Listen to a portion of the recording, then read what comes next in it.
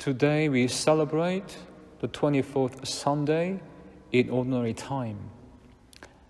In our gospel today, Jesus explained to the disciples what was going to happen. In a sense, he was briefing them on the mission, on the most crucial part of the mission, how he was going to suffer grievously, be rejected, and then be put to death. In other words, the mission was going to be no walk in the park. The mission was going to demand nothing less than walking the way of the cross, the way of the cross.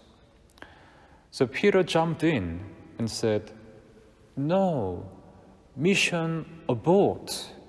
Please abort this mission. This must not happen to you, Lord." I guess Peter thought that he had a better plan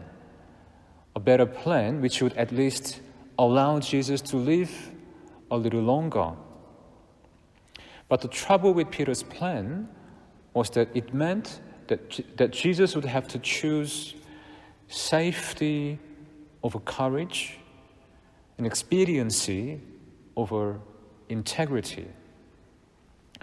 We all know how Jesus responded to Peter's suggestion.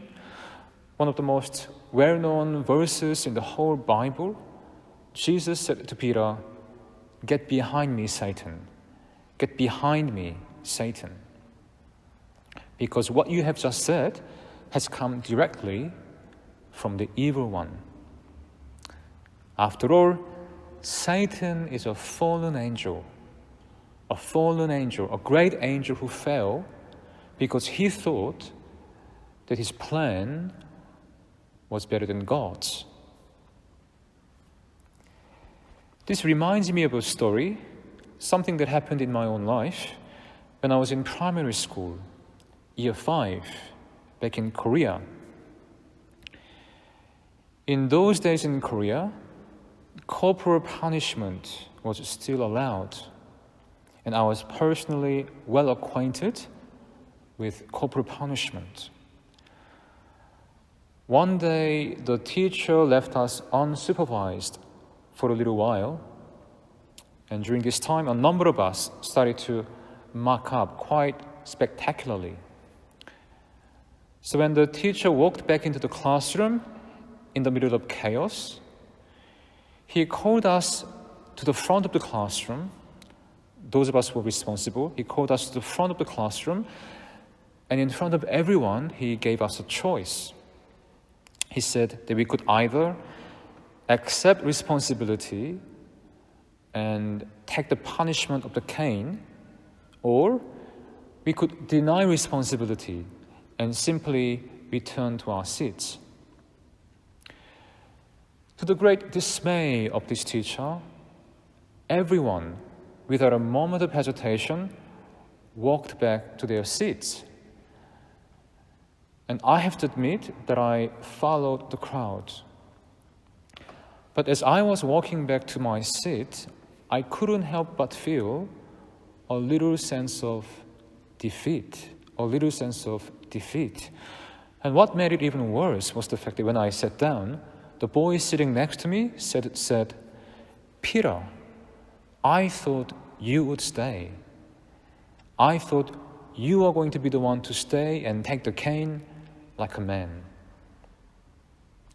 I guess what I felt was a sense of loss, like I lost something sublime, something precious, something valuable, something which I couldn't name at the time.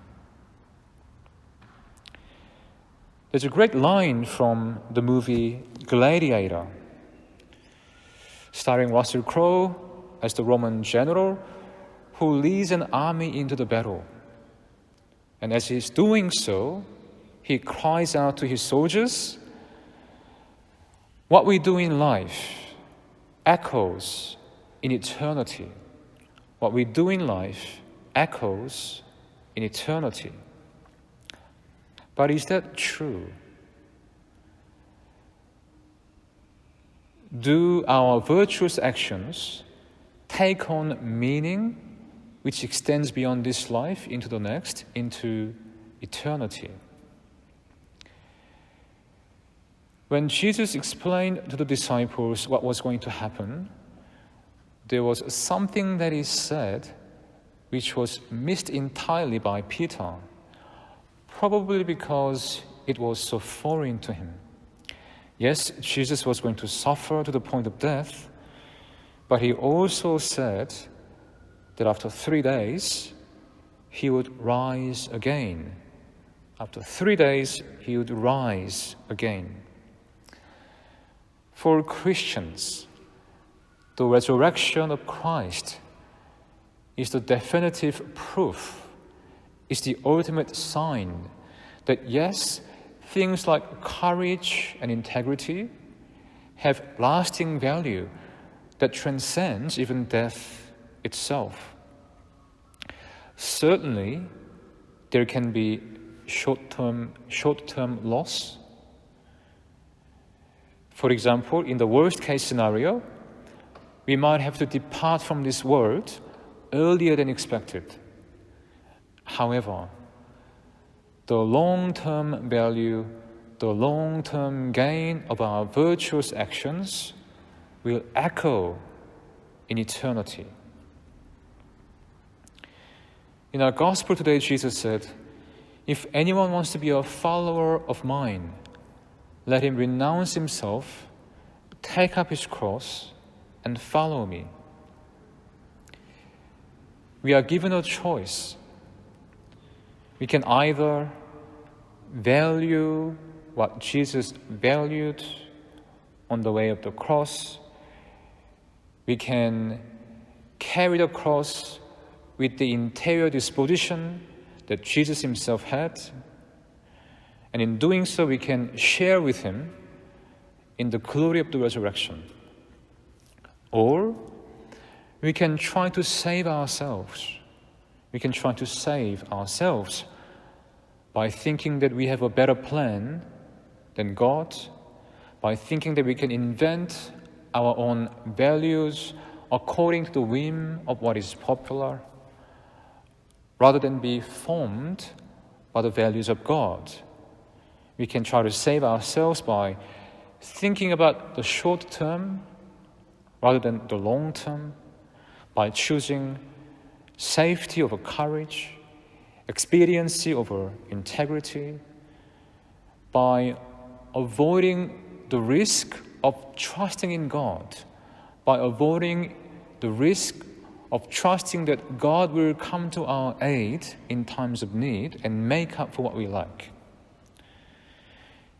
In trying to save ourselves in this way, we will be trying to fly without wings. We will be doing away with the very best thing. We'll be doing away with the very best thing that we have going for us, namely, the mercy of God who loves us, in whom we find the strength of courage and integrity in the first place.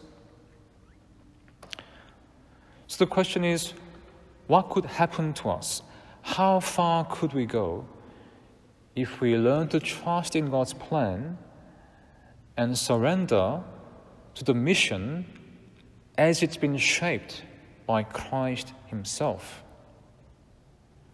As Jesus said, "For anyone who wants to save his life will lose it, but anyone who loses his life for my sake and for the sake of the gospel will save it."